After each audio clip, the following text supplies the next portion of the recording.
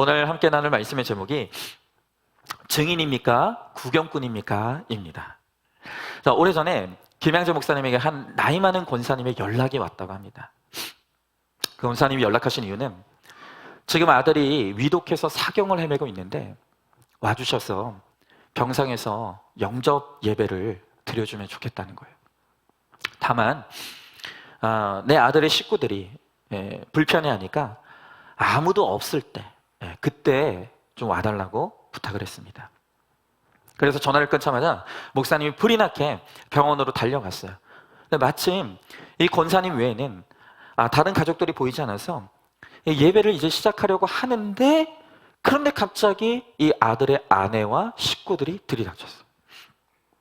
어쩔 수 없이 온 식구들이 모인 자리에서 함께 예배를 드리게 되었습니다. 그런데 이 권사님의 아들은 혼수 상태예요. 지금 의식이 없이 누워 있어요. 그래도 목사님은 말씀을 전하며 그 혼수 상태에 빠져 있는 아들을 향해 복음을 제시하기 시작했어요. 그런데 여러분, 기적 같은 일이 일어났습니다. 이제까지 혼수 상태에 빠져서 아무런 의식이 없이 누워있던 그 아들이 갑자기 복음을 듣는 중에 주님을 영접하겠습니다 라고 목청껏 외치더라는 거예요. 여전히 눈을 감고 있고 누워 있었지만 그 주님을 영접하겠다고 외쳤다는 거예요. 그리고 그날 저녁 그 아들은 돌아가셨다는 거예요. 여러분, 얼마나 기쁘고 감사한 일입니까? 얼마나 기적 같은 일입니까? 그런데 누가 보아도 기적이라고 할 만한 일을 경험하고서도 그 현장을 똑똑히 목격했던 그 아들의 아내는 전혀 기뻐하지 않았다는 거예요. 그냥 남편을 잃었다는 슬픔에만 빠져 있었다는 거예요. 이후에 그 집에서 방문해 예배를 드렸을 때도 그 아내는 방 안에서 꿈쩍도 하지 않고 나오지 않았어요. 네, 여러분, 제가 이렇게 말을 하면 여러분들은 생각하실 때 이 죽은 아들의 아내도 그리고 가족들도 하나님 믿지 않는 불신자 가족이구나 라고 생각하실 거예요. 그런데 여러분, 놀랍게도 이 아내도 그리고 병상에서 예배를 함께 드렸던 그 식구들도 사실은 모두 다 교회 다니던 신자들이었다는 거예요. 여러분, 이 아들은요, 살아생전에 소위 세상에서 잘 나가던 사람이었다고 합니다. 그리고 그 며느리도 마찬가지였다는 거예요. 그런데 온 식구가 이렇게 세상에서 잘 나가고 잘 먹고 잘 사니까 집안의 말씀이 도무지 들어가지를 않더라는 거예요. 그래서 이 권사님에게는 가족들과 말씀으로 소통이 되지 않는 슬픔이 있었다는 거예요. 그러면서 이 권사님이 고백하기를 하나님의 은혜로 온 식구가 다 잘 살게 되는 게 축복인 줄 알았는데 이렇게 구원받는 모습을 보면서도 기뻐하지 못하는 모습을 보니까 이렇게 잘 먹고 잘 사는 게 과연 축복인지 이제는 모르겠다라는 고백을 하셨다는 것입니다. 여러분, 누구보다도 이 남편이 병상에서 마지막에 내가 예수를 영접하겠습니다라고 외치고 구원받고 천국으로 떠난 그 생생한 현장을 목격했으면서도 그것을 기뻐하지 못하는 이 아내, 너무 안타깝지 않습니까? 어마어마한 구원이 이루어졌는데도 기뻐하지 못하는 거예요. 그저 내 남편이 죽었다는 것밖에는 아무것도 생각하지 못하는 거예요. 여러분, 이렇게 이 땅에는 심지어는 교회를 다니는 신자들 가운데서도 구경꾼이 되어서 이 구원의 역사를 그저 관망만 하는 사람들이 너무나 많다는 거예요. 오늘 이 말씀의 제목처럼 여러분은 증인입니까? 구경꾼입니까? 여러분은 오늘 이 구원의 역사에 증인으로 서 있습니까? 아니면 다른 사람이 구원받는 것을 그저 듣기만 하고 바라만 보고 있지는 않습니까? 오늘 본문을 통해서 이 구경꾼에 대해서 우리가 함께 생각해 보도록 하겠습니다. 자, 먼저 첫 번째로 원수가 두 증인의 승천을 구경한다고 말합니다. 자, 오늘 12절의 말씀에 보니까 하늘로부터 큰 음성이 있어 이리로 올라오라 함을 그들이 듣고 구름을 타고 하늘로 올라가니 그들의 원수들도 구경하더라 그랬어요. 자, 여러분, 지금 우리는 두 주 전부터 이 두 증인에 관한 말씀을 듣고 있어요. 자, 이제 복음을 듣고 이 구원을 받아 구원의 감격을 누리는 이 두 증인들이 소돔과 고모라 땅, 그리고 죄가 간영한 애굽 땅으로 들어가서 주의 복음을 열심히 증거합니다. 그런데 그 복음을 증거하다가 조롱받고 핍박하다가 이들이 죽었어요. 그런데 성경은 그들이 다시 3일 반 만에 살아나 하늘로 올라오라고는 큰 음성을 들었다는 거예요. 여러분, 이렇게 우리가 나에게 주어진 이 사명의 십자가를 지고 죽기까지 주님을 증거하는 이 사명의 삶을 잘 살아가면 어느 날 하나님께서 우리에게 생기를 주셔서 두 발로 일어서고 하늘로 올라오라는 이 부활과 구원의 감격적인 초청을 우리가 다 받게 되는 거예요. 여러분, 이처럼 우리가 작은 예수가 되어서 주님의 뒤를 잘 따라가면 반드시 우리에게도 이 부활과 승천의 영광이 따라옵니다. 자, 그런데 오늘 두 증인이 이렇게 복음을 전하다가 순교를 당하고 다시 부활하여 하늘로 올리움을 받는 이 구원의 감격적인 모습을 보면서도 그 모습을 구경만 하는 원수들이 있다는 거예요. 여러분, 이 원수가 구경했다라는 말의 의미가 무엇일까요? 또 김양재 목사님께서 남편이 죽은 사건을 에스겔의 말씀을 통해 해석을 받고 내 남편이 구원받았다는 확신 가운데 그것이 너무 감사해서 불러주는 곳이면 어디나 이 남편의 죽음의 사건을 통해 주님을 증거하는 이 간증을 하면서 다녔다는 거예요.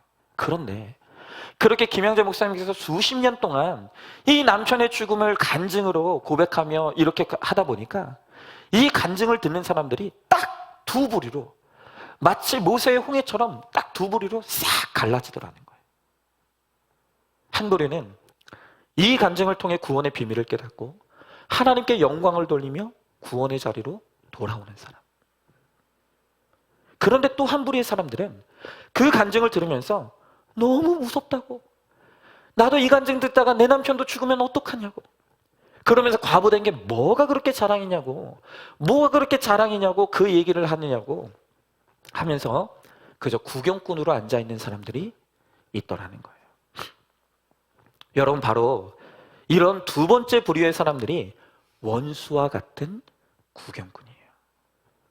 여러분, 구경꾼으로만 머물러 있으면 평생 하늘로 올라갈 수가 없는 것입니다.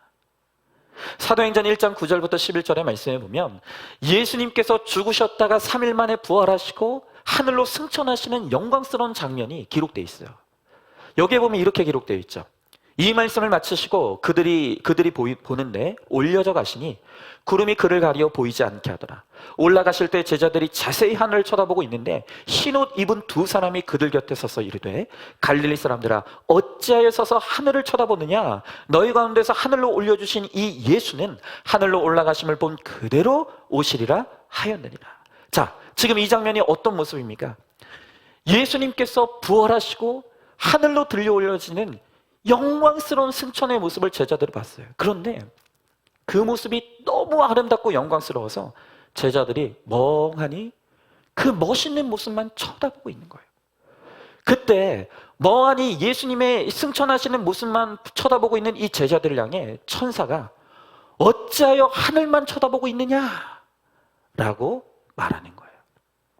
여러분, 천사가 제자들을 향해서 하는 이 말, 어찌하여 서서 하늘만 쳐다보고 있느냐라는 이 말은 칭찬 같습니까? 책망 같습니까? 여러분, 이 말은 왜 너희가 하늘로 올라가신 주님만 쳐다보면서 멍하니 그저 앉아만 있느냐라는 책망의 말씀이죠. 여러분, 십자가에 못 박혀 돌아가셨던 주님은 다시 부활하여 하늘에 얹으셨다가 다시 돌아오실 거예요. 그때 하나님은 주님의 증인이 되어서 주님의 사명을 감당했던 바로 그 증인들을 주님께서는 영광 중에 그들도 하늘의 보좌에 초청해 주시는 거예요. 그런데 지금 이 제자들은 자신이 받은 사명은 생각하지도 아니하고 그저 하나님이 올라간 그 모습이 너무 아름답고 영광스럽고 멋있어서 그것만 쳐다보고 있는 거예요. 그러니까 예수님은 너희가 지금 왜 그것만 쳐다보고 있느냐? 너희는 너희의 사명을 감당해야 된다라고 말씀하시는 것이죠. 여러분, 지금 이때는 제자들이 오순절 성령의 강림을 경험하기 전이에요. 그래서 여전히 이 제자들은 육적인 것에만 관심이 치우쳐 있어요. 눈에 보기에 멋있는 거, 눈에 보기에 아름다운 거, 눈에 보이게 영광스러운 모습만 쳐다보고 있다는 거예요. 여러분, 우리도 마찬가지입니다. 아무리 예수 믿어도 성령이 임하지 않으면 우리가 육적인 것밖에는 생각하지 못하고 보지 못하는 거예요. 누군가의 간증을 들으면 그 간증의 주인공이신 하나님을 봐야 되는데 그 하나님은 보지 못하고, 와, 예수 믿었더니 그 아들이 서울대 들어갔대, 예수님 믿었더니 그 사람이 병이 났대 하면서 예수님이 아니라 눈에 보이는 현상만 보는 거예요. 나도 예수 믿으면 그 예수가 내 아들 명문대 붙여주실까? 나도 예수님 믿으면 저 사람처럼 예수가 내 병을 고쳐주실까? 늘 눈에 보이는 현상만 바라보고 있으니까 주님은 왜 엉뚱한 것만 쳐다보고 있느냐? 왜 주님을 바라보지 못하고 왜 구원을 받지 못한 그 사람들을 보지 못하냐? 책망하시는 거예요. 여러분, 우리는 진짜 중요한 걸 봐야 되는 거예요. 여전한 방식으로 생활 예배 잘 드리면서 우리의 본질인 말씀, 그리고 믿음, 그리고 사명에 참여하는 자가 돼야 되는 거예요.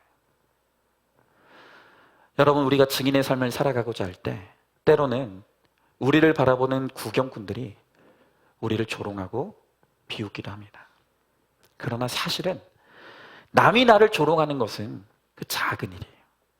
더 무서운 것은요, 내 속에 있는 구경꾼입니다. 여러분, 지금 우리 안에 미움이 있어요. 여전히 분노가 있어요. 시기가, 질투가 있고요, 열등감과 비교의식과 피계의식이 우리 안에 가득 차 있어요. 나로 하여금 하늘을 바라보지 못하게 만들고 끊임없이 땅에 주저앉게 만드는 우리 안에 악과 죄들이 있다는 거예요. 그런데 더 큰 문제는 뭐냐?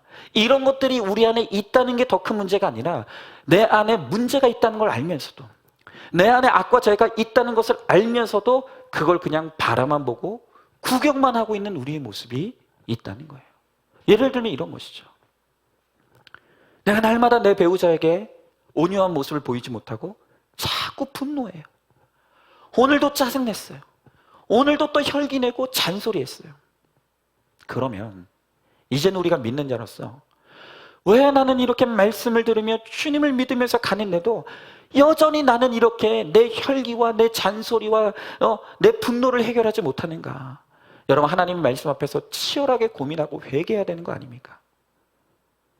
그런데 여전히 구경꾼으로 살아가시는 분들은 됐어, 내가 내 남편에게는 화내도 괜찮아, 나는 할 만큼 했어, 그렇게 치부하면서 끝내 내 안에 여전히 해결되지 않은 나의 악과 죄에 대해서 구경꾼으로 바라만 보고 있는 거예요. 여러분, 그러면 안 돼요. 내가 내 안에 있는 이 악과 죄와의 치열한 말씀을 통한 싸움이 이루어지지 않고 나는 어쩔 수 없는 거야. 그 사람이 나를 힘들게 하니까 나도 그렇게 하는 거야. 내 환경이 힘드니까 나는 어쩔 수 없는 거야. 끊임없이 구경꾼 노릇만 하고 있다면 우리는 변화될 수 없는 거예요. 여러분, 내 속의 구경꾼이 제일 무서운 거예요. 여러분, 저도 마찬가지입니다. 저도 전에 저희 아버지에 대한 어마어마한 피해의식이 있었어요. 아버지는 나를 차별했고, 아버지는 나를 혈기냈고, 아버지는 나에게 힘들게 했다. 아버지는 가해자고 나는 피해자라고 하는 이 생각 속에 늘 갇혀 있었어요. 여러분, 제가 그것이 문제라는 것을 몰랐을까요? 아닙니다. 알았어요. 나는 하나님 믿는 사람이고, 심지어 나는 목사이고, 그래서 남이라고 할 수 있는 성도들을 향해서는 내가 사랑한다고 고백하면서도 정작 나를 낳아주시고 나를 길러주신 내 부모님에 대해서는 미움과 원망을 품고 살아간다는 것이 제가 문제라는 걸 알았어요. 그런데 끊임없이 저의 문제를 합리화하며 구경꾼 노릇을 하는 거예요. 내 아버지가 나를 힘들게 했으니까 내가 아버지를 미워하는 건 당연한 거예요. 내 아버지가 나를 괴롭게 했기 때문에 내가 내 아버지를 원망하는 건 당연한 거야 라고 하면서 제 속에 있는 문제를 바라보며 구경꾼으로만 있었던 거예요. 그러나 하나님이 말씀으로 임하여 주시고 내 안에 온전히 하나님과 합하지 못하는 나의 질긴 악과 죄가 있다는 것을 깨닫게 되면서 비로소 제가 달라지기 시작합니다. 이제 구경꾼이 아니라 그 죄와 싸울 힘을 얻고 싸워가는 거예요. 여러분 어떻습니까? 여러분도 여러분 속에 구경꾼이 있진 않습니까? 내가 이렇게 미워하는 건 어쩔 수 없는 거야. 내가 이렇게 혈기내는 거는 내 문제가 아니라 그 사람이 나를 혈기내게 하기 때문인 거야 라고 하면서 내 죄에 대해 구경꾼으로 남아있지 않느냐는 거예요. 여러분, 그러면 거룩하여질 수 없는 거예요. 한번 질문해 보시죠. 내가 사명을 잃은 채 쳐다만 보고 있는 하늘은 무엇입니까? 명문대 붙었다, 1등 배우작감 만났다, 병이 나왔다, 이런 간증만 쳐다보면서 나도 좀 저런 영광 누려봤으면 좋겠다 라고만 하고 있지 않습니까? 내 속의 구경꾼에게 넘어가서 저 사람이 먼저 잘못했으니 내가 미워할 수밖에 없는 거야, 내가 분노할 수밖에 없는 거야 라고 하고 있지는 않습니까? 내 속에 하나님과 합하지 못한 부분을 말씀 앞에서 치열하게 고민하고 있습니까? 두 번째로, 이렇게 구경꾼으로만 남아있는 자들에게 하나님의 심판이 있다는 거예요. 자, 오늘 13절의 말씀을 보니까 그때 큰 지진이 나서 성 10분의 1이 무너지고 지진에 죽은 사람들이 7천이라 그 남은 자들이 두려워하여 영광을 하늘의 하나님께 돌렸더라 그랬어요. 자, 오늘 말씀에 보니까 이렇게 말씀을 증거하는 증인들을 조롱하고 핍박했습니다. 그리고 그들을 죽였어요. 그런데 이 증인들이 부활하여 하늘로 올려가심을 보면서도 여전히 구경만 하고 있는 사람들을 향해 오늘 하나님의 공의의 심판이 있다는 거예요. 참교회를 능멸하던 큰 성과 그 성 안의 사람들에게 하나님의 심판이 임하여 10분의 1이 무너졌어요. 그로 말미암아 죽은 자들이 7천 명이라고 그랬어요. 여러분, 이렇게 내가 여전히 하나님의 복음을 듣고 있으면서도, 여전히 구원을 향한 하나님의 초청을 듣고 있으면서도, 너의 죄가 무엇이냐라고 묻는 하나님의 물음이 있음에도 불구하고 여전히 구경꾼으로 있다가는 이렇게 무너짐을 당하고 만다는 거예요. 여러분, 그러면 도대체 왜 이 세상 사람들은 끊임없이 하나님의 초청이 있음에도 불구하고 하나님을 믿는 자들을 조롱하고 왜 구경꾼으로 남아있는 것입니까? 이유가 뭘까요? 1937년도에 이 알리복이라고 하는 의대 교수가 하버드에 재직하는 하버드 학교에 공부하고 있는 2학년 학생들을 선발을 했어요. 세계에서 가장 똑똑하다고 하는 이 하버드 학생들 중에 268명을 선발하여 그들을 장기간 동안 그들의 삶을 연구하는 이 작업에 착수했어요. 여러분, 이 연구가요 무려 72년에 걸쳐서 진행됐어요. 그럼 이 연구의 목적은 뭐냐? 세계에서 가장 똑똑하다고 하는 이 하버드의 대학생들이 졸업한 후에 어떤 인생을 살아가는가, 그들은 과연 성공적인 인생을 살아가는가, 그걸 조명하기 위해서 그들의 인생을 무려 72년 동안 추적했다는 거예요. 그런데 그 추적했던 그 하버드의 학생들 중에 누가 있었냐면 40대 젊은 나이에 미국의 대통령이 된 존 F 케네디 대통령이 있었다는 거예요. 여러분, 이 사람 어떻게 됐습니까? 40대 젊은 나이에 최강국 미국의 대통령이 되어서 엄청난 권세를 누리며 살아갔지만 2년 만에 암살을 당해서 죽고 말았어요.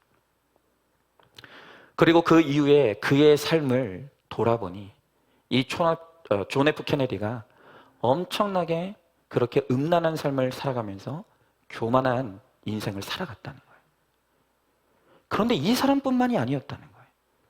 그 밖에도 3자녀를 낳고 이혼하고서 동성애자 인권운동가가 된 사람도 있었고, 그 하버드를 졸업한 사람들 중에서는 술에 빠져 살다가 64세에 계단에서 떨어져 죽은 사람들도 있었다는 거예요. 그들의 삶을 추적해 보니까 그 연구 대상자 268명 중에 3분의 1의 사람들이 평생토록 정신질환을 앓다가 죽은 사람들이었다는 거예요. 이 연구를 마치면서 결론이 뭐냐면은 대단히 똑똑하고 비범한 사람들이 성공적인 인생을 꼭 살아가는 것이 아니더라는 거예요. 오히려 정말로 행복하고 성공적인 인생을 살아갔던 것처럼 살아갔던 사람들은 누가 봐도 평범한 사람, 누가 봐도 별로 비범할 것이 없는 평범한 사람들이 가장 안정적인 성공적인 삶을 살아가더라라는 것입니다. 여러분, 우리가 다 행복하게 살기를 원합니다. 그럼 행복하게 살려면 뭐가 필요할까요? 이 전문가들의 연구에 의하면 우리가 행복하게 늙어가는 데 있어서 필요한 몇 가지가 있다는 거예요. 첫 번째가요, 고통에 적응하는 성숙한 자세라는 거예요.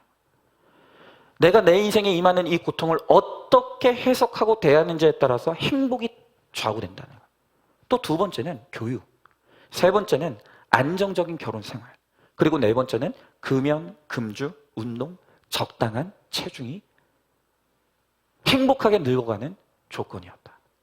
그런데 그 외에도 몇 가지 요소가 있지만 전문가들은 그 중에서도 가장 행복에 있어서 중요한 게 뭐냐 하면은 평범한 인간관계를 잘 살아내는 것이 가장 행복에 있어서 중요하다라고 말하더라는 거예요. 그러니까 일상생활에서 누구와도 잘 어울리는 게 중요하다는 거예요. 근데 여러분, 우리가 우리 자녀들에게 이 관계에 대해서 가르칠 때 어떻게 가르칩니까? 저도 어렸을 때 그런 말들을 들었던 것 같아요. 너 걔랑 놀지 마. 너 걔랑 놀면 안 된다. 그 집에는 질이 나쁘니까 그 집 아이들이랑 어울리지 마. 근데 요즘은 더 하는 것 같아요. 오히려 부모들이 나서서 공부 잘하는 애와 내 자녀를 붙여주려고 하고, 나보다도 조금이라도 더 부잣집 아이들과 짝을 맺어주려고 하고, 명문대 나온 친구들하고만 어울리라고, 끼리끼리 놀도록 하는 거예요. 여러분, 더 안타까운 것은 교회 안에서도 끼리끼리 모이는 거예요. 그래서 상처받는 성도들이 날로 늘어가는 거예요.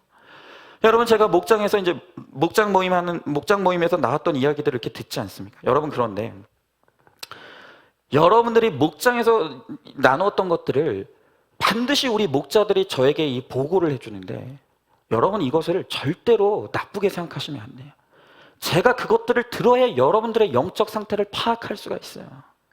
그리고 이런 것들을 우리가 강단에서 때로는 오픈을 하는 것은 여러분들 고자질하는 게 아니라 여러분들의 그런 이야기들을 제가 말씀을 통해서 함께 나누고 같이 생각하고 같이 회개를 이루기 위한 거예요.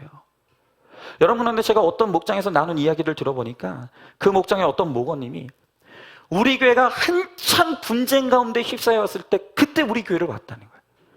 그런데 그분이 그때 하시는 말씀이 뭐냐면, 내가 그때 우리 교회가 그런 분쟁이 있는 줄 몰랐지만 어쨌든 간에 교회에 왔는데 세상이 1년이 가도록 나에게 먼저 다가와서 살갑게 인사하는 사람이 한 사람도 없었다는 거예요.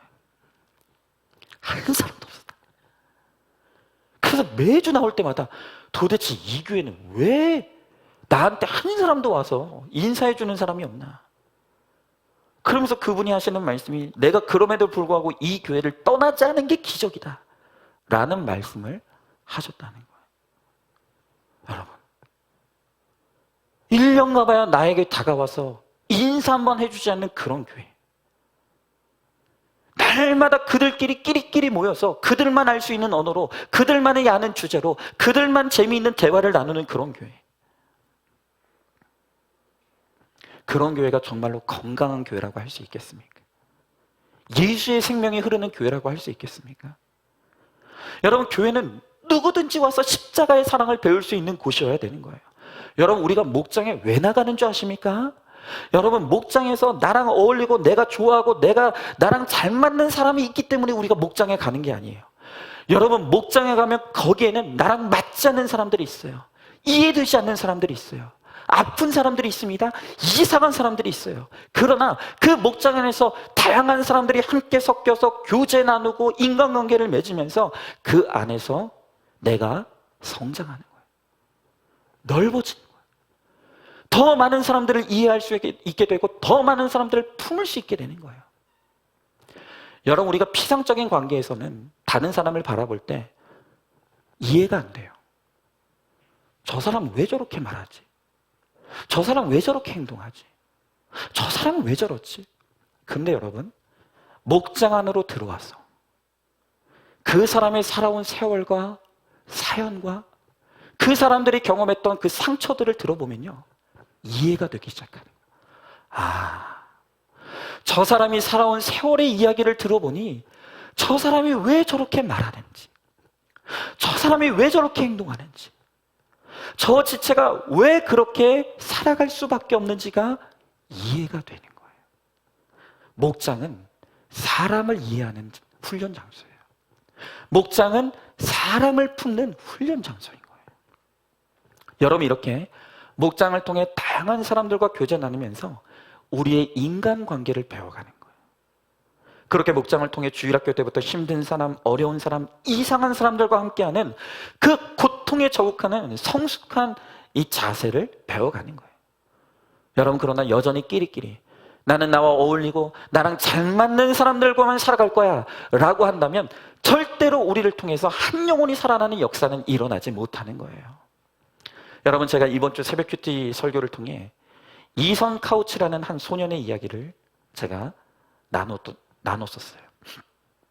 지난 2013년 6월에 미국의 텍사스의 한 도로에서 어떤 차량의 운전자가 무려 4명의 사람들을 치어서 죽게 만드는 사건이 일어났어요.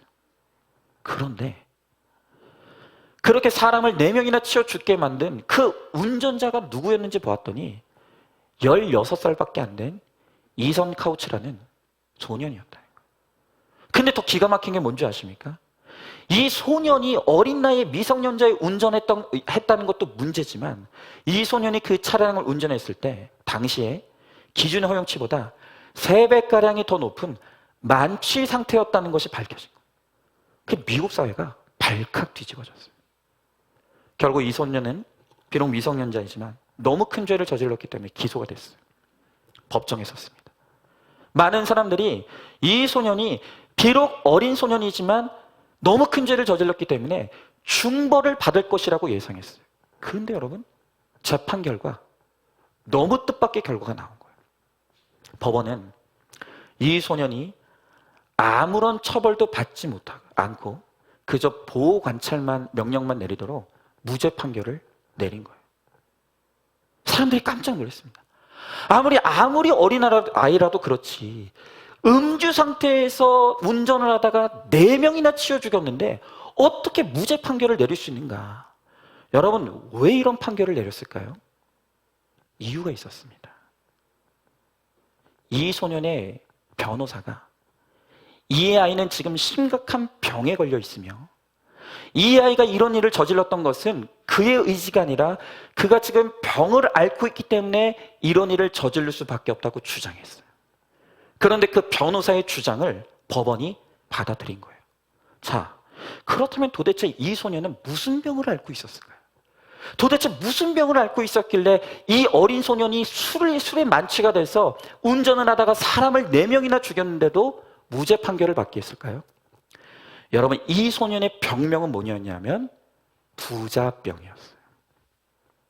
부자병. 아니, 뭐 이런 병도 있나 싶으시죠? 이 병이 뭐냐? 여러분, 이 소년은요, 어릴 때부터 백만장자였던 부모가 모든 것을 돈으로 키우고 해결했어요. 부모가 돈이 많다 보니까 어릴 때부터 이 소년에게 카드를 줬대요. 그런데 여러분, 놀랍게도 이 카드가 한도가 없는 카드였어요. 여러분, 저는 제 나이가 40이 넘었는데도 지금도 체크카드를 씁니다. 뭐 여러분들은 뭐 별로 감동도 없죠. 네. 저는 지금도 한도가 초과되면 쓸 수 없는 체크카드를 써요. 그런데 이 집의 부모는요, 이 이성 카우치 어린 아이에게 어렸을 때부터 한도가 없는 크레딧 카드, 신용카드를 줬다는 거예요. 그러면서 마음껏 쓰라고. 어릴 때부터 이 부모가 아이에게 가르쳤던 건 뭐냐면, 너는 누군가에게 잘못했어도 절대로 고개를 숙이거나 미안해하지 말아라. 어떤 일이든 돈으로 다 해결할 수 있으니까 너 절대 기죽지 마. 그리고 이 카드 가지고 너 하고 싶은 거 다 해! 하면서 그렇게 했다는 거예요. 그래서 어릴 때부터 이 아이는 하고 싶은 것이면 뭐든지, 내가 갖고 싶은 것이면 뭐든지 다 할 수 있다. 이런 안이한 사고방식을 갖게 되었고, 이 때문에 현실 감각이 떨어지는 일종의 정신질환을 앓게 되었다는 거예요. 더더군다나 이미 이 아이는 너무 어렸을 때부터 너무 많은 것을 누리며 살아왔어요. 그러다 보니까 더 이상 평범한 삶에는 즐거움을 찾을 수가 없게 되어버린 거예요. 그래서 평범한 삶에서는 더 이상 즐거움을 찾을 수가 없고 너무 우울에 빠진 이 아이가 더 자극적이고 더 즐거운 것을 찾다가 술과 마약에 빠져들게 되었던 것이죠. 여러분, 결국 변호사의 이 주장이 받아들여졌어요. 그리고 이 아이에게 치료를 명령하고 석방시켜줬어요. 여러분, 그 이후에 이 아이 어떻게 됐을까요? 변했을까요? 이 아이는 다시 술을 먹었습니다. 운전대를 잡았어요. 또 사고를 냈어요. 결국엔 가중처벌이 돼서 10년형이라는 형벌을 받고 감옥에 들어갔어요. 여러분, 저는 이 이야기를 들으면서 정말 문제는 없고 문제 부모만 있다는 말은 진리라는 게 너무너무 인정이 되는 거예요. 여러분, 이렇게 자녀들에게 어릴 때부터 말씀의 가치가 아닌 돈이 최고다, 성공이 최고다, 이 세상에는 돈 많은 사람, 실력 있는 사람만이 인정받는다, 이렇게 물질과 풍요만을 제공하니 여러분, 도대체 이 자녀에게 무슨 하나님이 필요하겠습니까? 이 자녀에게 부모가 하나님이 되고 물질이 하나님이 되어서 날마다 물질과 하나님만, 부모만 쳐다보며 살게 했으니 도대체 이 자녀가 하나님을 바라볼 이유가 뭐가 있겠습니까? 결국 복음의 구경꾼이 되어서 멸망의 길로 갈 수밖에 없는 것이죠. 그래서 구경꾼은 형벌을 받게 되는 거예요. 여러분, 한번 질문해 봅니다. 여러분은 내 자녀들에게 무엇을 가르치고 있습니까? 기복주의와 인류지상주의에 빠져서 세상 가치관만 심어주고 있지는 않습니까? 무엇이든지 하나님의 말씀에 입각하여 자녀들을 가르치고 있습니까? 마지막 세 번째로요, 회개하는 남은 자가 있다는 거예요. 자, 오늘 13절 하반절의 말씀을 다시 보니까 그 남은 자들이 두려워하여 영광을 하늘의 하나님께 돌리더라 그랬어요. 여러분, 대부분의 사람들은 이 증인이 복음을 증거하는 모습을 보면서 조롱하고 핍박하고 그들을 멸시하며 죽였어요. 심지어는 그들이 다시 살아나 하늘로 올려감을 받는 것을 보면서도 구경꾼 노릇만 하고 있는 거예요. 그러나 그럼에도 불구하고 그들 가운데 어떤 자들은 이 증인들이 부활하여 하늘로 올라감을 받는 것을 보면서 결국 하나님을 두려워하며 회심하여 하나님께 영광 돌리는 구원받는 역사도 일어났다는 거예요. 여러분, 우리는 이 두 증인의 기사를 보면서 이 증인들의 인생이 너무 불쌍해 보여요. 예수 믿는다는 이유로, 내가 하나님을 증거한다는 이유로 이 복음 때문에 이 증인들은 이 땅에서 조롱당했어요. 핍박당했어요. 죽임을 당했어요. 그러면 이 땅에서의 삶만 놓고 봤을 때 우리는 이 증인들이 너무 불쌍해 보이는 거예요. 너무 찌질해 보이는 거예요. 예수 믿어도 저렇게 믿고 싶지는 않은 거예요. 그런데 오늘 말씀은 오늘 우리들에게 무엇을 보여주고 있습니까? 그 증인들이 끝내는 다시 일어나게 되고 살아나게 되고 그들이 하나님의 초청을 받고 하늘로 올려짐을 받는 부활과 승천의 역사, 영광을 누리게 된다는 거예요. 더더군다나 그들이 이 땅에서 복음 때문에 흘렸던 그 눈물과 핍박과 아픔이 절대로 헛되게 하지 않으시고 그들의 헌신을 통해서 결국 반드시 하나님께서 구원하시고 작정하신 그 영혼들을 구원해내는 아름다운 열매가 일어나게 된다는 거예요.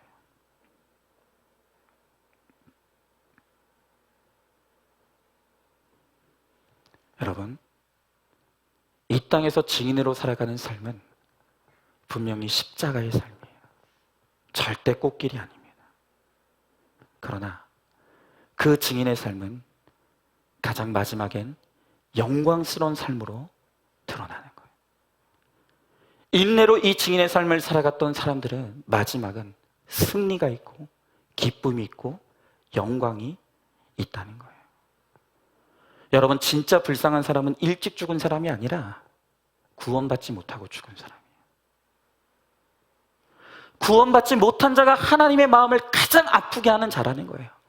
여러분, 그러므로 우리는 오늘도 애통한 마음으로 오늘 우리 자녀들이 이 땅에서 어떻게 하면 잘 먹고 잘 살 것인가에 대해만 관심을 가지고 살아가는 구경꾼이 아니라 그저 이 자녀들이 이 땅에서 잘 풀칠하고 자기 직장 생활 잘하고 가장 잘 건사하며 살아가면 그래, 그것으로 됐어 하면서 구경꾼 노릇하는 것이 아니라 하나님, 저 자녀들이 너무 잘 사니, 너무 문제없이 살아가니 예수가 필요한 걸 모릅니다.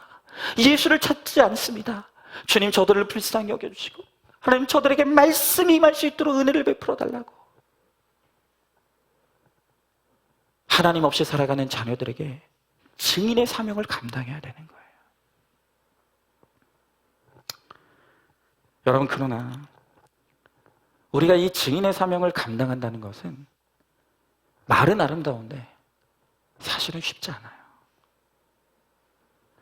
내가 증인의 삶을 살아가려고 해도 나를 조롱하고 핍박하고 또 강팍한 배우자와 자녀, 지체들을 볼 때면 진짜 사명이고 뭐고 다 백행치고 싶다. 나도 그냥 구경꾼이 되어서 편안하게 신앙생활하고 싶다는 마음이 불쑥불쑥 올라오는 거예요. 여러분, 그래서 이 증인의 사명을 감당하는 사람들의 아픔이 뭔지 아십니까? 이 증인들의 아픔은 사실은요, 누가 나를 조롱하는 게 아픈 게 아니에요. 이 증인들의 진짜 아픔은 그 조롱을 참지 못하고 인내하지 못하고 무너져서 혈기내버리는 바로 내가 실망스럽고 내가 용서가 안 되는 거예요. 마음에 이런 마음이 있죠. 나는 복음 전하는 사람인데, 나는 예수 믿는 사람인데 왜 여전히 나는 무시와 조롱을 넘어서지 못하는가? 왜 힘든 저 사람을 나는 좀 기꺼이 받아내지 못하고 왜 같이 또 싸웠을까? 여러분, 우리 증인들에게는요, 나를 조롱하는 그 사람이 아픈 게 아니라 그 사람을 온전히 받아낼 힘이 없는 내 자신이 너무너무 아프고 너무너무 괴로운 거예요. 여러분, 그러나 믿지 않는 자들은 구경만 하다가 하나님의 심판을 받지만, 비록 내 속에 여전히 되었다함이 없는 우리이지만 그래도 이 증인의 삶을 포기하지 않고 인내로 이 길을 걸어가는 자들의 삶은 달라요. 달라요. 하나님이 그들을 축복하십니다. 그들을 인정하십니다. 그들의 삶이 절대로 헛되게 하지 아니하시고 하나님께서 그들을 통해 영광 받으시고 그들을 통해 하나님이 이루시고자 하는 구원의 열매를 반드시 맺게 하신다는 거예요. 여러분, 이제 연말이 다가옵니다. 연말이 되면요, 우리 목회자들은 긴장해요. 이제 연말이 되고 연초가 되면요, 이 목회자들이 굉장히 긴장하는데요, 그 이유가 뭐냐 하면은 연말 연초만 되면 이 사단이 강하게 역사하기 때문에. 어떻게 역사합니까? 이런 거죠. 연말만 되면 이제 여러분들 가운데 이미 지금 준비하는 분들이 있을 수도 있어요. 이런 거죠. 내가 올해까지만 목자한다. 내가 올해 지나면 나 이제 목자 내려놓을 거야. 또 어떤 분은 이렇게 마음먹은 분들이 있을 수 있어요. 내가 올해까지만 이 교회 다닌다. 내가 올해까지만 이 교회 다니고 내년부터는 딴 교회 다니고, 나는 도저히 이 복음은 듣지 못하겠어. 내가 올해까지만 하고 떠날 거야. 여러분, 우리 안에요, 이 증인의 삶을 살다가 지친 분들이 있어요. 낙심한 분들이 있어요. 다 내려놓고 싶은 거예요. 왜 같이 헌금 내고 같이 신앙생활 하는데, 어떤 사람들은 맨날 대접받으면서 신앙생활 하는데 왜 나는 맨날 참고 인내하고 섬기고 하면서 신앙생활 해야 되냐고. 내가 언제까지 이런 걸 해야 되냐고. 목원들은 갑인 것 같고 나는 목자라는 이유로 맨날 참아내고 인내하고 나는 맨날 을 같은 신앙생활 한다고. 그게 너무 힘든 거예요. 너무 괴로운 거예요.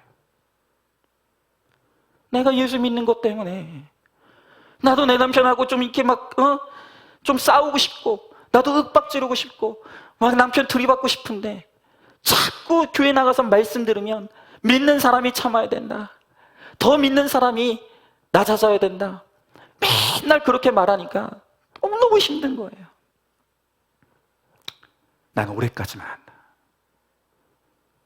나도 이제 좀 구경꾼의 자리로 돌아가서 나도 편하게 신앙생활하고 싶다. 나도 이제 좀 구경꾼의 자리에서 나도 좀 편안하게 신앙생활하고 싶다. 그렇게 생각하시는 분들이 있다는 거예요.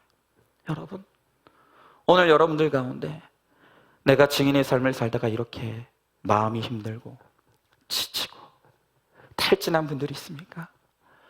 여러분, 그렇다고 한다면 오늘 이 시간 눈을 들어 십자가에 매달려 계시는 주님을 바라볼 수 있길 바라요. 십자가에 매달려 계시는 주님을 바라보십시오. 여러분, 우리 주님 그 십자가에서 온갖 조롱 당하시고 핍박당하시고 물과 피를 다 쏟으셨어요. 우리 예수님은 을이 아니에요. 병이 아니에요. 완전히 밑바닥에 추락하셔서 짓밟힘을 당하고 조롱당하셨지만 끝내 그 십자가에서 내려오지 않으셨어요. 끝까지 인내하셨어요. 그리고 그 인내로 나를 구원해 내신 거예요. 여러분, 증인의 삶이 싫어서 오늘 구경꾼의 자리로 도망가려고 하는 우리를 향해 주님이 너마저 떠나면 누가 나와 함께 할 것이냐? 오늘 주님이 우리들에게 부르시는 거예요. 여러분, 증인의 삶은 절대로 연약한 자의 삶이 아니에요. 우리가 약하기 때문에 증인의 삶을 살아갑니까? 약하기 때문에 인내하고 약하기 때문에 섬깁니까? 그렇지 않아요.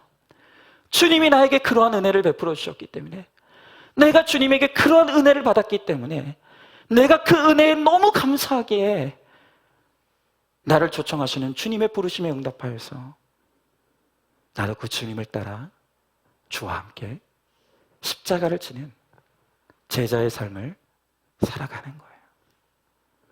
여러분, 우리 주님께서 그 증인들을 격려하십니다. 오늘 칭찬하십니다. 고맙다. 나와 함께 잘 가줘서 고맙다. 나와 함께 남아주어서 고맙다. 여러분, 오늘 우리의 증인의 삶을 살아가다가 오늘 지치고 힘든 분들이 있다면 오늘 주님께서 우리들에게 주시는 위로의 음성을 꼭 들으시길 바라요. 오늘 마지막으로 이렇게 증인과 구경꾼의 두 마음이 있지만 두렵고 떨리는 마음으로 증인의 삶으로 나아가는 한 성도님의 간증을 듣고 오늘 이 설교 마무리하도록 하겠습니다. 이렇게 들어보시죠. 초등학교 5학년 때 아버지의 폭력을 견디지 못한 어머니는 집을 나가셨습니다. 이후 저는 교회 종소리를 따라 자연스레 교회에 나갔고 대학교에서 만난 아내와 결혼했습니다. 결혼 후에 우리 부부는 함께 교회를 다니고 섬기며 모범적인 부부의 모습을 보였습니다. 하지만 저는 밖에서만 경건하고 집에서는 아내에게 덜렁거리고 무정하다며 판단의 말을 했습니다. 또 말씀으로 아내를 정죄하며 믿음이 없다고 무시했습니다. 그러다 저의 사랑을 받지 못한 아내는 교회에서 운영하는 지역 아동센터에서 일하던 한 남자 성도와 바람이 났습니다. 저는 교회를 섬기며 성실히 살아온 나인데 왜 이런 사건을 당해야 되는지 해석이 되지 않았습니다. 그래서 아내를 잠시 용서는 했지만 잘해주다가도 돌변하여 분노를 표출했고 아내를 쫓아내기도 했습니다. 그러다 그렇게 아내에게 더 이상 살지 못할 것 같아 이혼을 요구하던 중 김양재 목사님의 결혼을 지켜야 하는 11가지 이유를 읽으며 결혼의 의미를 다시 생각하게 되었습니다. 그래서 두 아들 데리고 우리들 교회에 나가기 시작했습니다. 그곳에서 구속사의 말씀을 듣자 아내의 바람 사건이 100% 오르신 하나님이 주신 사건임이 깨달아졌습니다. 또 이혼은 하나님의 뜻이 아니다라는 생각이 들어 다시 아내를 집으로 들였습니다. 하지만 두 증인이 하늘로 올라가는 모습을 단순히 구경만 한 원수처럼 하나님이 행하시는 구원의 역사를 헤아리려고 하기보다 구경만 하며 아내가 외도남과 연락하고 있다고 끊임없이 의심했습니다. 그 일로 아내와 또다시 심하게 다투었고 결국 아내는 두 아들을 남겨두고 사라졌습니다. 여러분, 이렇게 우리가 거룩의 십자가의 길을 걸어갈 때 끊임없이 일어나고 넘어지는 거, 선 줄 알았는데 실패의 자리로 떨어지는 이런 일들을 수없이 반복하는 거예요. 그런데 이 성도님은 여기서 끝내지 않았어요. 계속 들어볼게요. 수소문에도 아내를 찾을 수 없었던 저는 살기 위해 목장에 참여하고 날마다 말씀을 묵상했습니다. 그러던 중 신혼 초에 아내 몰래 지은 음란한 죄가 떠올랐습니다. 그러자 1만 달란트 빚을 탕감받았으면서도 100데나리온을 갚으라고 독촉하는 바로 그 사람이 저였음이 깨달아자 회개하게 되었습니다. 또 이 사건이 저와 우리 가정의 구원 사건임이 인정되게 하시니 아내가 안쓰러워졌습니다. 그래서 진정으로 아내를 사랑하게 해주시기를 하나님 앞에 기도했습니다. 얼마 후 아내가 이단 교회에 빠져 있다는 소식을 듣게 되었는데 저는 목장의 처방대로 아내의 마음이 상하지 않도록 아내를 섬기며 인내했습니다. 그런 제 모습을 본 아내는 다시 집으로 돌아왔습니다. 그러나 아직도 내 속의 원수들이 아내를 지키지 못한 남편이라고 조롱할 때면 수치스럽고 나를 이렇게 만든 아내가 원망스러운 마음이 올라올 때도 있습니다. 하지만 주님을 끝까지 신뢰하면 주님께서 저희 가정을 회복시켜 주실 것을 믿습니다. 제 아내 구경꾼을 심판하시고 우리 가정을 남은 자로 삼아주신 하나님의 은혜에 감사드립니다. 여러분, 저는 오늘 여러분들에게 묻고 싶습니다. 여러분은 증인입니까? 구경꾼입니까? 오늘 주님은 비록 이 땅에서 증인으로 살아가는 것이 십자가 지는 고난이지만 그러나 그 십자가의 그 길의 끝에 우리를 두 팔 벌리고 기다리고 계시는 하나님의 기다림이 있다고 말씀하세요. 그리고 우리가 이 땅에서 구원을 위해서 그 흘렸던 그 눈물을 하나님께서는 두 손으로 받아내시고 반드시 그 눈물이 심겨져 열매 맺게 하시는 역사를 이루시겠다고 말씀하시는 거예요. 그러나 구경꾼의 삶, 구경꾼 신앙은 몸이 힘들지 않을지는 모르겠지만 그 삶을 통해서 누구도 구원해낼 수 없는 아무런 열매가 없는 무익한 인생이 될 수밖에 없다는 거예요. 여러분, 이 시간 우리 다 회개하여 남은 자 되길 바랍니다.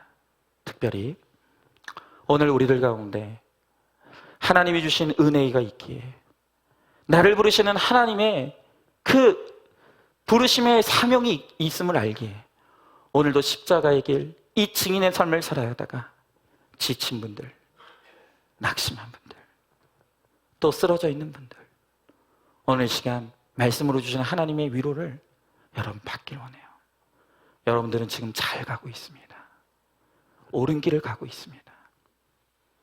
그 길 앞에 예수님이 가셨고 또 그 길 앞에 두 증인이 걸어갔고 바로 그 영광스러운 사명의 길을 우리가 가고 있는 거예요.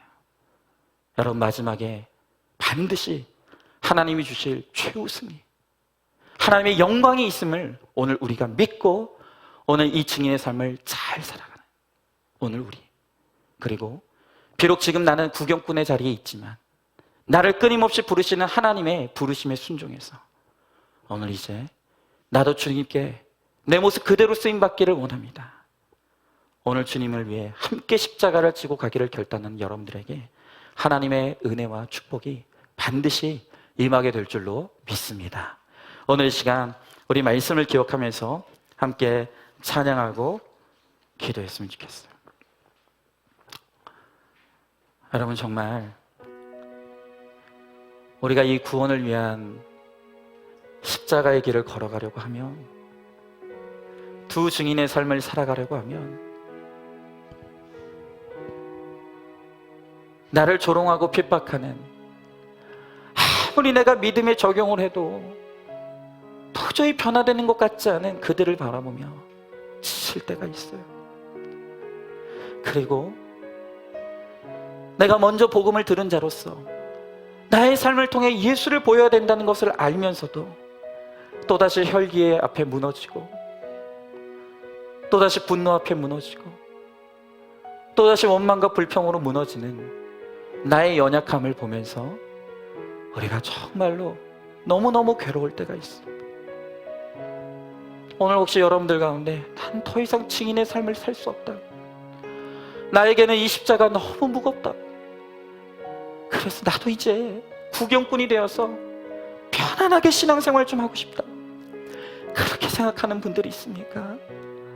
여러분, 그 자리가, 그 구경꾼의 자리가 편안할 줄 모르겠지만 그 자리에서는 아무 역사도 일어나지 않아요. 아무 역사도 일어나지 않아요. 내가 여전히 구경꾼의 삶의 자리에 있기에 도대체 내가 예수 믿는 그 수많은 세월 동안 나 때문에 예수 믿은 사람이 과연 몇 명 있는지를 한번 돌아보시길 바라요. 나는 예수 믿는다고 하지만 지금 내 자녀들이 저 세상에 빠져서 구원과 상관없이 살아가며 어느 날 죽음을 맞이하면 지옥에 가게 될 텐데, 여러분은 그 모습이 애통하지 않습니까? 여러분, 그것이야말로 진짜 형벌인 것입니다. 오늘 주님께서 증인의 길을 걸어가는 우리들에게 말씀하십니다. 고맙다, 고맙다, 잘 가고 있다, 나와 같이 가자, 내가 너를 절대로 놓지 않을 것이다, 두려워하지 말고 나랑 같이 가자. 여러분, 주님이 증인의 삶을 살아가는 우리보다 더 아파하시고 더 많은 눈물을 흘리십니다. 그 주님과 함께 이 길을 걸어가면 우린 반드시 승리합니다. 나의 증인의 삶을 주님이 헛되게 하지 않으시고 반드시 아름다운 구원의 열매를 맺게 하실 것입니다. 오늘 우리가 그것을 믿고 아무것도 두려워하지 말라. 오늘 이 찬양 우리 같이 찬양하면서 이것이 나에게 주시는 하나님의 위로의 음성인 것을 우리가 믿고 이 찬양 우리 같이 찬양하고 함께 기도하겠습니다.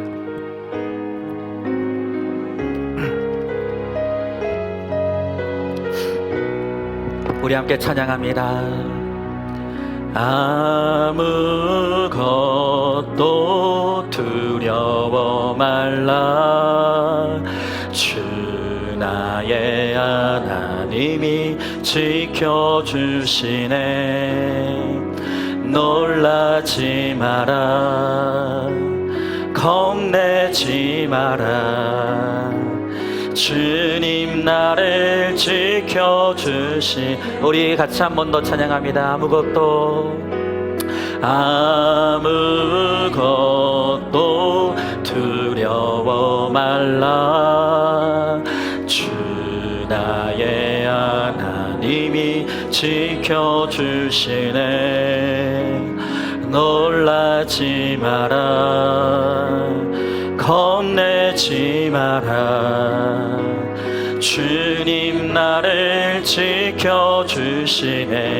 내 맘이 힘에 겨워, 내 맘이 힘에 겨워 지칠지라도 주님 나를 지켜주시네.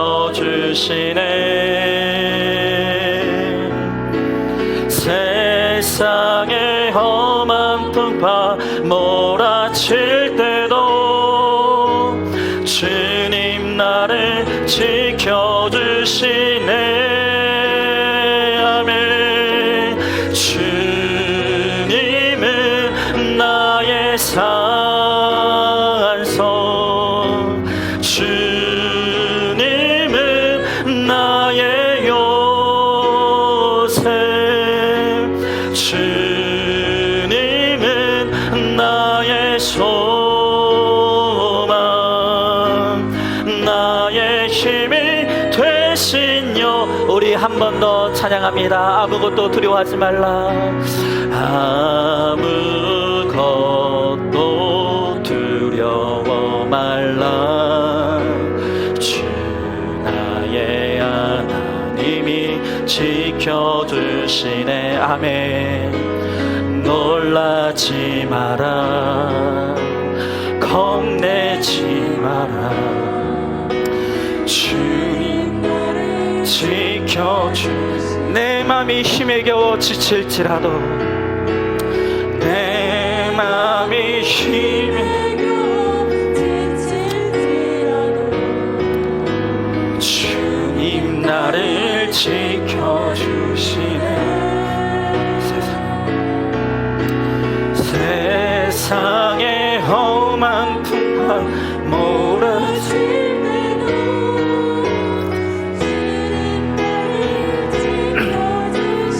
네, 주님은 나의 산성, 주님은 나의 산성, 주님은 나의 요새, 주님은 나의 소망, 나의 힘이 되신 여. 주님은 나의 산성, 주님은 나의 산성, 주님은 나의 요새, 주님은 나의 소망, 나의 힘이 되시. 우리 마지막으로 한 번만 노래합니다. 주님은 나의 산성이십니다. 주님은 나의 산성, 주님은 나의 요새, 주님은 나의 소망, 나의 힘이 되신 여호와. 아멘. 오늘 이 시간 우리 다 같이 한번 기도하기 원합니다. 오늘 주님이 우리들에게 두려워하지 말라고 말씀하십니다. 이 증인의 삶 가운데, 십자가의 길 가운데 주님이 나와 같이 하시며, 나와 같이 아파하시고, 나와 같이 눈물을 흘리시며, 내가 넘어져 있는 실패의 자리에 주님도 지금 나와 함께 하신다고 주님 말씀하십니다. 그러니 우리는 낙심할 필요가 없습니다. 두려워할 필요가 없습니다.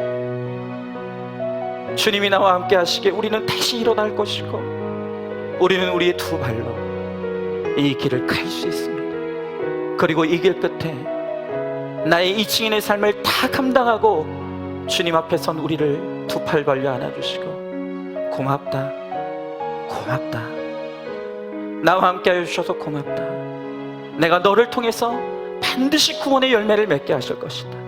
하나님께서 오늘 이 땅에서 나의 증인의 삶을 위하여 살아가는, 복음을 위하여 살아가며 흘렸던 그 눈물을 주님이 친히 두 손으로 받아내시고, 그 눈물이 씨앗이 되어서 오늘 반드시 내가 죽은 다음에라도 내 사랑하는 가족들이, 지체들이 구원받는 역사를 보게 하시겠다고 주님 말씀하십니다.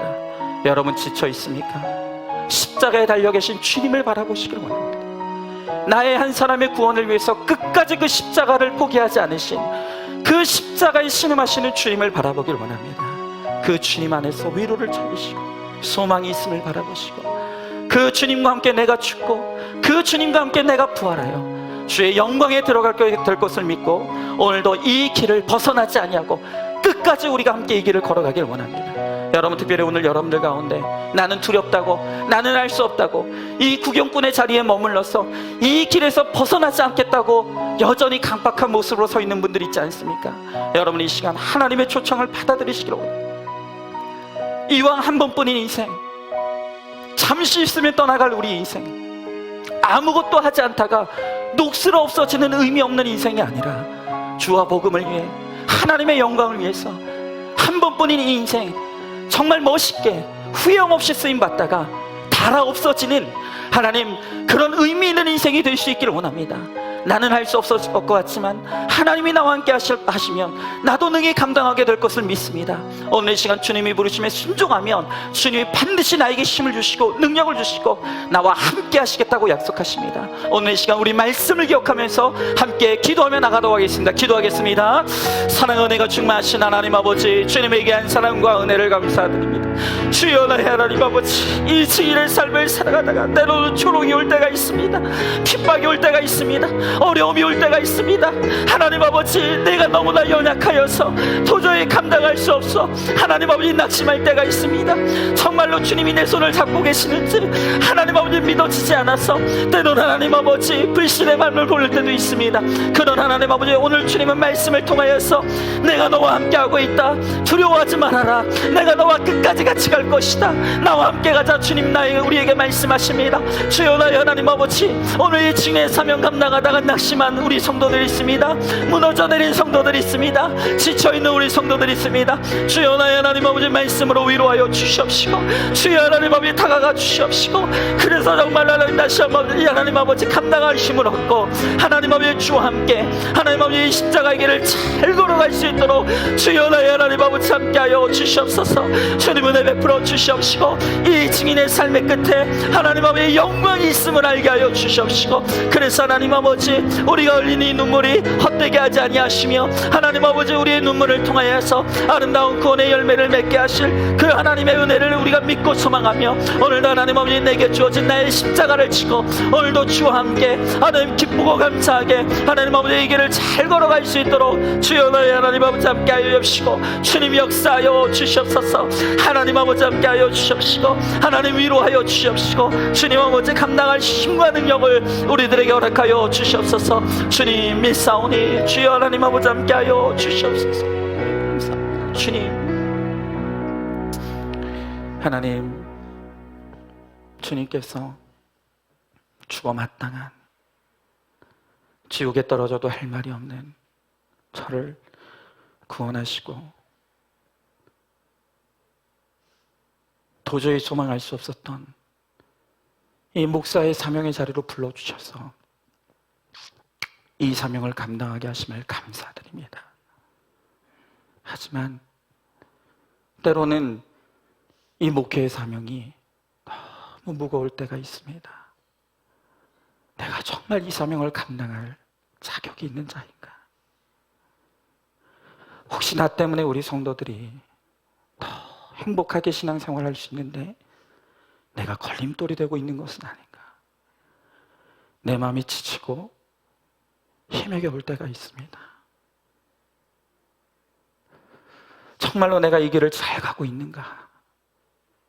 너무 두려워서 하나님이 내 손을 잡고 계시는데도 혹시 하나님이 내 손을 놓친 건 아닌가 싶어 너무 두려워 하나님을 의심할 때도 찾아옵니다. 주님, 그러나 오늘 주님은 이 말씀을 통하여서 잘 가고 있다, 잘 가고 있다, 나와 함께 가자. 오늘 주님은 말씀하시며 오늘 주님께서 말씀으로 힘을 얻으라고, 나와 끝까지 같이 가자고, 우리 함께 승리하자고 오늘 주님은 우리들에게 말씀하여 주십니다. 하나님, 오늘 우리 사랑하는 성도들 가운데 이 복음이 들리고 하나님의 부르심이 깨달아져 내가 이 증인의 삶을 살아가려고 하지만 내게 주어진 이 사명이 너무 힘들고 내게 맡겨진 이 십자가가 너무 무거워서 이 사명을 내려놓고만 싶은 오늘 너무나 지치고 힘든 우리 성도들 있지 않습니까? 주님, 오늘 이 시간 그들에게 찾아가 주시고 주님, 그들에게 다함이 없는 하나님의 위로와 하나님의 은혜를 부어주셔서 다시 한번 힘을 얻을 수 있게 하여 주시옵시고, 그래서 두 발로 일어서 다시 한번 나의 십자가를 지고 이 사명의 길을 잘 걸어갈 수 있게 하시고, 그래서 주와 함께 마침내 영광의 날에 이르러 승리를 선포하는 우리 모두가 될 수 있도록 우리 주님께서 함께하여 주시옵소서. 하나님, 오늘 우리 성도들 가운데 그렇게 오랜 세월 동안 신앙생활을 했지만 여전히 구경꾼의 자리에 머물러서 나는 할 수 없다고, 나는 아니라고 나는 여기 있겠다고 여전히 고집부리고 있는 성도들도 있습니다. 주님, 내가 아는 것이 아니라 하나님이 아는 것임을 알게 하여 주시옵시고, 하나님 정말로 나는 알 수 없지만 주님이 내가 증인의 사명을 감당하기를 원하는 원함만 드려도 주님이 나에게 필요한 힘도 은혜도 능력도 주실 것을 믿고, 오늘도 주님께 나의 의지와 나의 헌신의 결단을 드림으로 하나님, 나를 통해 일하시는, 또한 나를 통해서 한 생명이 구원을 얻는 놀라운 생명의 역사에 동참하는 우리 모두가 될 수 있도록 우리 주님께서 함께하여 주시옵소서.